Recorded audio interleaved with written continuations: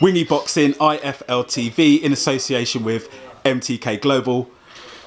This is it. Here we are, Tony Bellew, ahead of the Alexander Usyk fight. Tony? Yep. What's going on? How you feeling? I'm okay, mate. At the end of a long media day, I'm going to go back to the pool now and train again. I'm in a good place. I'm in a really good place. Do you feel the immense pressure? Because I know you're normally a cool, sort of jovial type of guy, yeah. But do you feel the immense pressure that winning a fight like this would put upon a fighter? Because let's be honest, it's all the belts. Yeah. Usyk is highly rated and ranked. Yeah. Does that affect you, that kind of pressure? There's no pressure on me, because everyone says I'm getting beat up. Everyone says I'm getting outboxed. So I've never felt so much. There's no such word as unpressure. I've never felt so little pressure in all my life. You know, it's in a venue that is basically neutral, in my opinion. And I'm turning up to try and defy all the odds once again. There's no pressure on me. Like very similar to the first David Haye fight. Alexander Usyk said in an interview, "I'm going to be invisible to Tony Bellew." To me, that suggests he's going to employ what we expect him to. Lots of movement, the amateur sort of punching style, yeah. Long and rangy. Because of how he is as a character, do you ever feel he might just be putting it out there to try and... Of course. Do you know what I'm saying? He's not silly, he's not yeah. soft. You know what? He can't come here and be invisible. Do you know why? Because he has to open himself up to the British boxing, you know, the media. He has to open himself up to the boxing media in this side of the Atlantic. So he has to come here and shine. He has to come here and be great. He has to come here and put it on me. He has to come here and beat me up. He wants what I'm bringing, and I bring box office, Sky box office. I bring the money. I bring the popularity, and he wants that. You know, that's what I'm bringing to the table. That's why he called me name. No, you're not because of anything else other than he wants what I'm bringing. So we'll see, mate. You know, on November the 10th, he has to come here. And he has to dispose of Tony Bellew. He has to put him away, and he has to look really good doing it. He's already been quite open in saying his goal is Anthony Joshua. You can't come over here and scrape a points victory past me and think you're going to get to the kingpin. That it can't work like that. He has to go in and dispose of me and do it properly. And when he tries to do that, that's going to be the undoing of him. Is it for the belts? Is it for the glory? Or is it for the money? Why you decided to come back for this? It's definitely not the money, because I could have earned double the amount if I'd have chosen another heavyweight fight. Let's be totally honest, if me and Dylan White got into a gloves it off, had a little roll round, I don't think it's absurd to say to do a million buys, because that's what people want to see. Two fellas go at it, and I'm not a fool. I know I can generate them numbers without a shadow of a doubt. So it's not about the money. It's the purely the trying to do something that I never dreamed was ever possible. I never thought I'd ever get a chance to fight for all 4 belts. I thought I could be world champion. I thought, you know, get the right opportunity, the right venue, the right opponent, the right time, I can be a world champion. I've always believed in myself like that, but never did I dream possible of fighting for all 4 belts in the Ring Magazine belt. I never dreamed that would ever be possible, mate. So that's what's in front of me, and that's what I'm going to do. Is just between you, me, and almost 500,000 IFL TV subscribers, is this really the last ride? Honestly. Yes, it has to be. I just hope it's hard enough for long enough to make it the last one.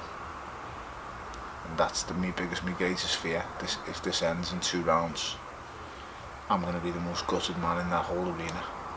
I just want this to be a hard. I need a war. I shouldn't say that as a fighter, because no fighter wishes that himself, but I need a war. I want the fight beaten out of me, because I'm going to beat it out of him. I'm going to break his heart. I'm going to take his soul. Just believe me when I say it. I know what I can do. I'm going to drag him to depths that he never thought was possible, and he's going to find out, mate. He's going to find out. He really is going to find out what I'm about. It's been a long journey, the Oval Mackenzies, the early days, and here we are. Can you like possibly sum it all up? Do you know what I'm saying? Up to this point, what should be your favourite fight up to this point? Let's say. Well, obviously Goodison Park. Yeah, I thought that. Yeah, when I was asking that, I thought it's going to be that. I can never touch that, but the journey as a whole, I look at my journey as the first part of my career, the first 15 fights, first half was someone just in the game to try and earn a few quid. And I'd failed miserably, if that was the case, my first 15 fights. After 15 fights, I found myself in a court battle that cost me a fortune. And I'm basically bankrupt me to the point of where I never had a pot to piss in. And then after getting through that and winning that case, it allowed me to link up with Eddie Hearn and Dave Caldwell. From there I never looked back. From the minute I met Eddie Hearn, things became better. And people will say, Bellew kissing Eddie Hearn's ass again. No, it's just the way it went.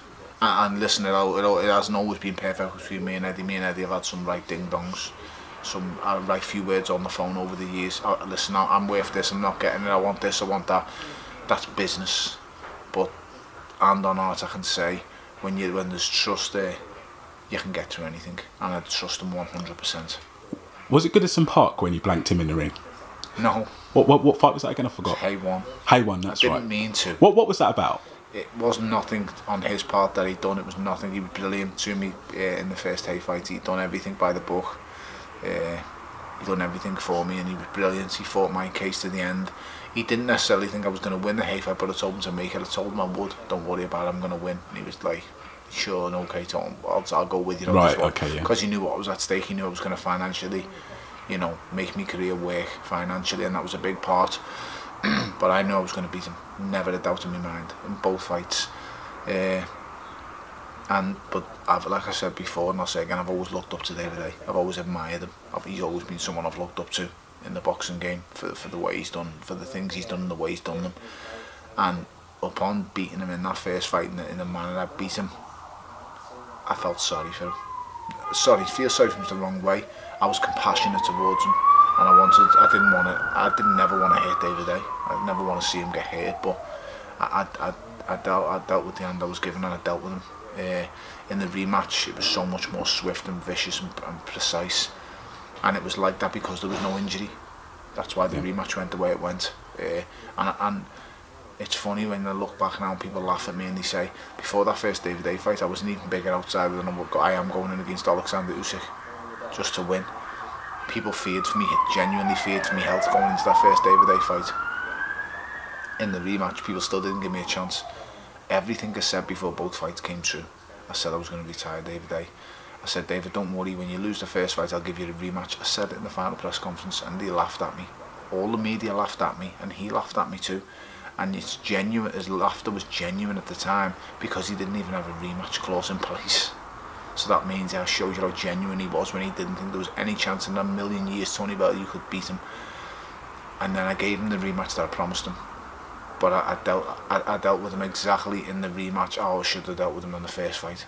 I learned so much from the mistakes that I make, and I made it pay and work for me. But now, because I've beat him twice and beat him so violently in the second fight and so viciously, all of a sudden now he's an old man. But no one said he was an old man at the media workout. No one said he was an old man at the weigh-in.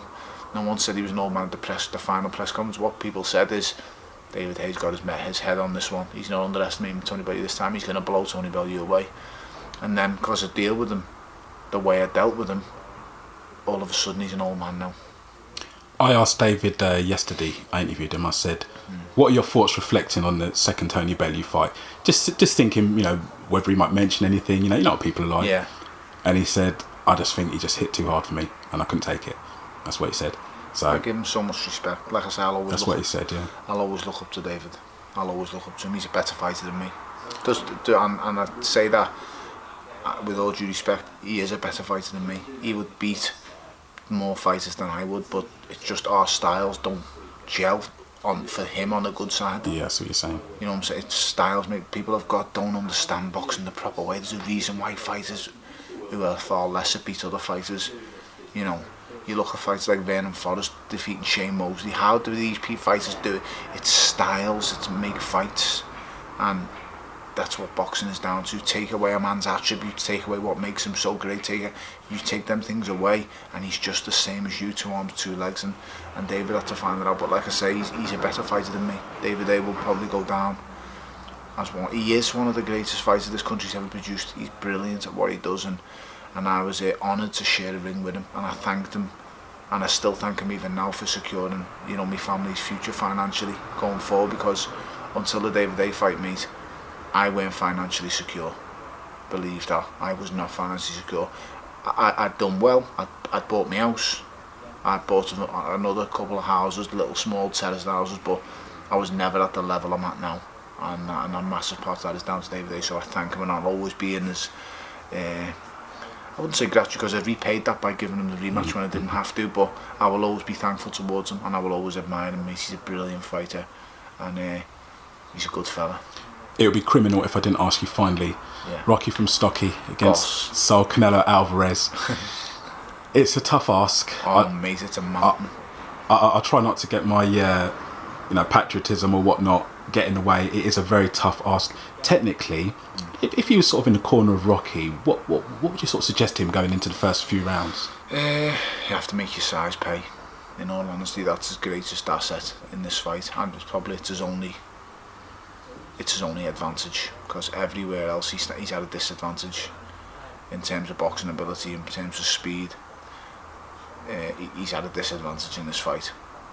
Canelo is one of the most gifted fighters and most complete fighters in the world. He's the best counter puncher in boxing. He's one of the most vicious punchers in boxing also, and that'll even show even up at super middleweight, in a weight that's unfamiliar to him. It will still show at that weight. He's one of the most complete fighters in the world, and I'm not going on about his other things that have gone on in the past now with the clenbuterol stuff and the drug test fails. You've got to take that out of context, because who am I to not rate and talk about this guy when they're allowing him to box? If he wasn't allowed to box anymore, I wouldn't even have a conversation about him. But the fact is, all the organisations and the committees and the governing bodies are allowing this man to fight, so you have to rank him and rate him for what he's doing. He's a formidable fighter. He's one of the best pound for pound fighters in the world. He really, really is. He does so many things correct. Technically, he's brilliant. Rocky goes into this fight with a puncher's chance, but he also goes in with a man with a huge size advantage, and if he can make that work for him, then he has an opportunity. You know, I definitely think he can hurt Canelo. I definitely think he can rock him up, but you know, do I think he can win? I hope he can. I really do, mate. I'd love to see Rocky Fielding beat Canelo Alvarez. But it's a huge ask, mate. It's a huge ask, because there's so many things that go against them. Once again, like I say, all as I do to break down fights is the attributes of what you have and what he has. And Rocky's only attribute that he has over Canelo is size. That is it. That is the only attribute. Maybe punch power, maybe, purely because he's the bigger man. But that might be even able to call that into question, if I'm being totally honest.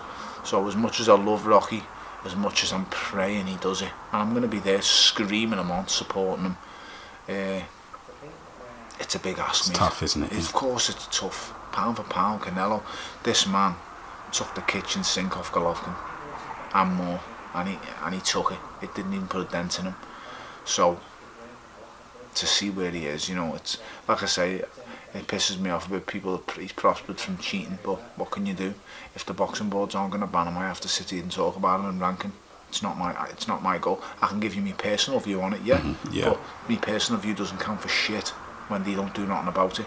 If I was the commissioner of a board, or I was on the governing bodies of some of these sanctioning bodies, he'd be banned, mate. He'd be banned for fucking life, because that man took performance enhancing steroids, and that's a fact.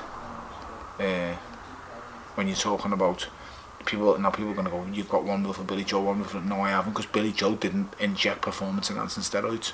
Billy Joe sniffed a nasal spray, you know, that someone gave him. That amazes me that the person who's given it hasn't been named and shamed and absolutely vilified for it. because you think Billy Joe knew what was in that nasal spray. Billy Joe probably doesn't even know what a Vicks nasal spray is, never mind whatever it was that he was given. So it pisses me off immensely. And people will say, Bellew's got one roof. Did I haven't? If Billy Joe was injecting performance enhancing drugs, he should be banned for life. The same, yeah. Exactly. I have no boggle about that. Whoever's taking performance enhancing drugs, ban them for life. I don't care if it's my friend or whatever. You're a dirty cheat. But that's not what Billy Joe's been done for. He's been done for sniffing and a nasal spray. No. He'll have had no idea what's in the nasal spray, because I didn't even know what the nasal spray existed, so I cheat if I sniffed the nasal spray. But the man who's giving him it did know what was in it. It gets very grey and murky, doesn't it? It does, mate, it does. But like I say, you can't compare him with someone who's taking clenbuterol. Clenbuterol is a steroid injected drug. He'd have had to eat a whole van full of the meat to have had the levels that he had in him. And I've heard that from professional people, so that's good enough for me. So it is what it is, mate. Either way, I don't want to talk about it because he's dealt with it. It's been dealt with now, and the commissions have done what they've done, which I don't agree with. But who am I to say? Yeah. I'm just a boxer. I just want to see the best fight the best now, and then get strict on drug cheats and ban them for whatever. But the only good thing that's come out of this is me mate gets to fight in Madison Square Garden, starting off in a leisure centre somewhere in the middle of nowhere. And now he's fighting in Madison Square Garden, topping a bill, so I'm so happy for him, because he's a diamond. Rocky Fielding is the epitome of a fighter who will fight anyone, anywhere, at any time, and never makes the excuses. Never. You know, this lad's got a first round defeat to Callum Smith. Look at how he's rebounded from it. It's amazing what he's done. It's brilliant, it's fantastic. Went to Germany and shown what proper scousers do when they turn up at the away end. You get stuck in and you beat people up, and that's what he done, mate. He didn't back down. Rocky Fielding, because of ease, he went to Germany, just sat on the back foot and accepted defeat. He could have, and then could have come out at the end and went and got robbed. I know everyone knows what Germany's like, but he didn't. Proper put it on Tyron, didn't he? Proper put it on him, didn't he? Put it on and made him beat him up, made him quit, because that's what Zuga done. He quit. You could see the body language changing. Zuga, couldn't you? You could see it, couldn't you? Yeah. Bully, and he spewed it. And that's what Rocky Fielding made him do. Don't beat it up or blame anyone else or go on about it being it's a big world. No, take everything away from it. Doesn't matter what kind of belt it's for, whatever. Rocky Fielding went to Germany against Tyrone Zerger and beat him up in his backyard. And he done that by believing in himself, taking the fight on and digging in when you need to dig in, and that's what proper fighters do, and he can never have that took away from him, mate. Tony Bellew, the biggest fight of your career coming up. Yeah. No pressure. It's I don't think I can quite accept that this is going to be the last I'm going to be interviewing before a fight. So you won't. You'll get another one, trust me. And then whenever I see you guys, I'll always say hello and give you a quick 5-10 minutes, whatever. I appreciate all the time you give me. Thank you very much, sir. Always. But yeah, I just want to come away. I want the boys to shine now. Boxing in my city is going to be brilliant. It's vibrant.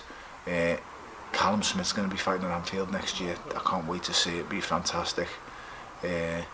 You know, Anthony Fowler's coming through. I believe he's going to end up being the most exciting fighter Liverpool's ever produced. There's just so much talent coming through. Jordan Gill, awesome. Jordan Gill is another level. Believe me, I've been going on about him for a while. Since I've been training around and with Jordan Gill, he's phenomenal, mate. One of the best athletes in the game. A brilliant boxing brain, kid can do everything. There's something there when you look at him, isn't there? Like something. You just trust me, yeah. You know. As I do me little bit of commentary on Sky when people fight. I do punditry obviously, but when I'm not actually at the stadium and I'm doing the punditry on the fight, I do it through my social media. And everyone was going on, Jordan, oh, he's not a puncher, he's hitting him. And as I said, Jordan is a puncher, just give him time. Just because he's not a guy who hits you and puts you to sleep with one punch. No, he has an accumulative effect, Jordan, and he hits hard enough to keep chipping away and hitting you, and it showed in the Doyle fight. Doyle never been on the floor before in his career. He was on the floor how many times in the night, rocked, wobbled and hit. You know, believe you me, Jordan Gill hits hard enough. He's seasoned with the boxing skills. He's brilliant at what he does. He will be a fighter to follow all the way through his career. So you will see me at the odd boxing show, but on the whole, mate, I'm going to try my best to disappear and live a normal life. And then I'm also going to bring that DVD out, 100% of how to gain £30 in 6 weeks, and it's going to be a bestseller. Trust me. I can tell you that, mate. Well, the media guys are telling me to keep my voice down, man. So No problem. better wrap it up. Tony, thank you for giving me all the time.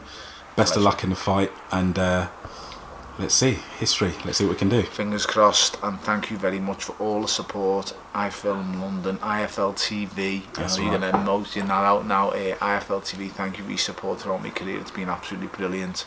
You're doing brilliant things for the sport of boxing, involved with MTK. Everything's going fantastic. You guys are a great platform to keep pushing the boxing out there. So keep doing what you're doing. Thank you for helping me get out there over the years, and long may it continue. I'll always be a supporter of a fantastic channel like this. Tony Bellew, thank you for speaking to Wingy Boxing, IFL TV. Enough respect, brother. Thank you.